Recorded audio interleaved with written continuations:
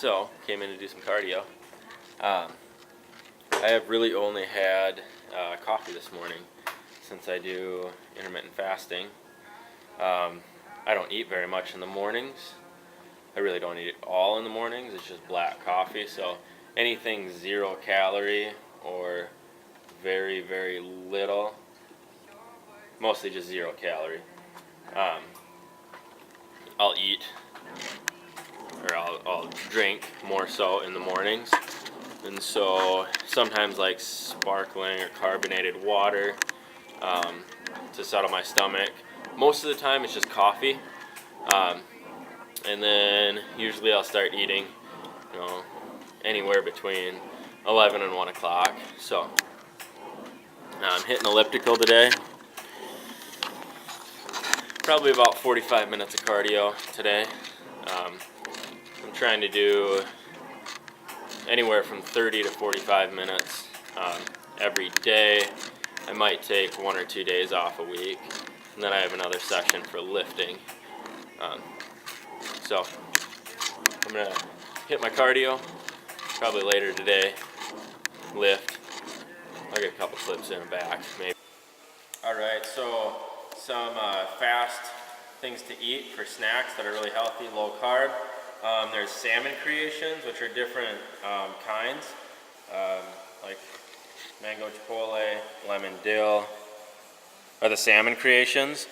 And then you also have tuna creations too that are really good, easy to eat. And then like protein bars. So this is Quest bar, then there's Combat bars and Fit Crunch bars.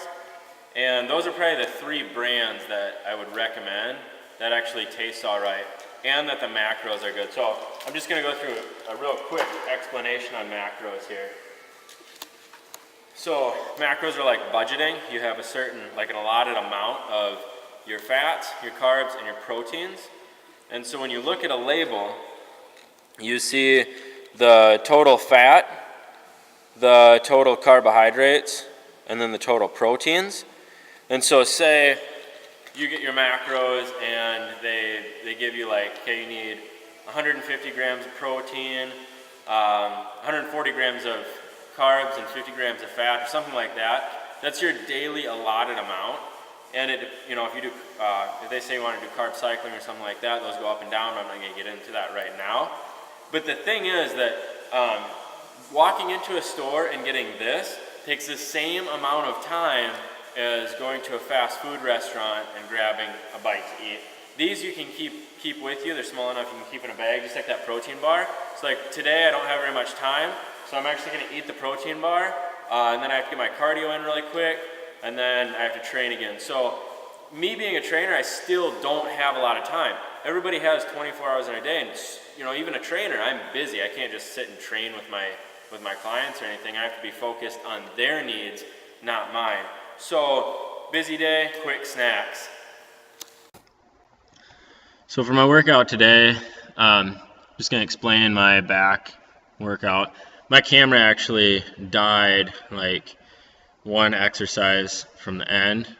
We're going to do some single arm rows, but battery died. Anyway, so I'm starting off with really, really wide pull-ups, really wide overhand pull-ups.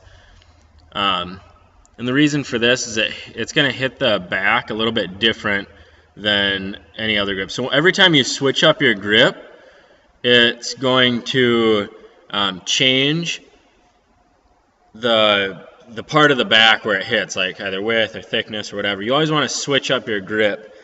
So we ended up doing 2 sets really wide grip pull-ups, and then, 3 sets.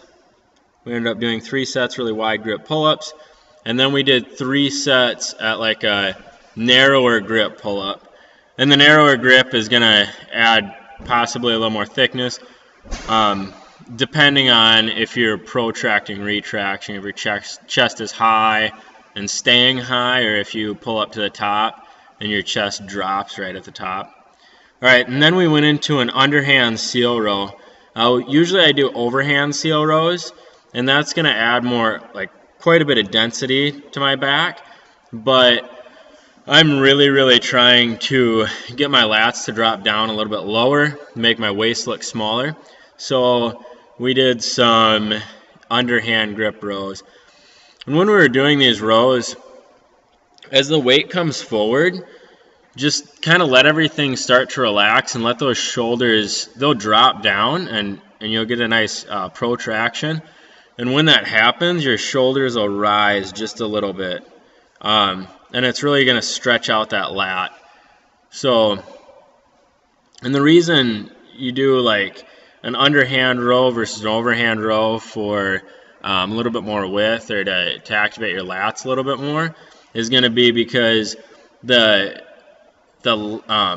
big part of the lat where it connects is the humeral head. So it's going to come and connect to your arm pretty much right by your tricep. So if you have external rotation on that arm, even when you're doing pull-ups, but any pulling movement, if you really have external rotation on the arm, you're going to hit the lats a little bit more. So you can do this at an overhand grip.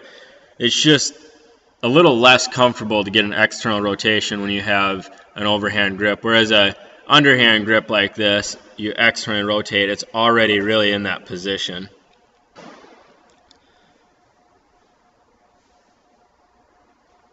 And then we're going down, getting a huge stretch, and then squeezing at the top. With this, you want to make sure that you're not just rotating your shoulders, you're actually squeezing your shoulder blades together and retracting.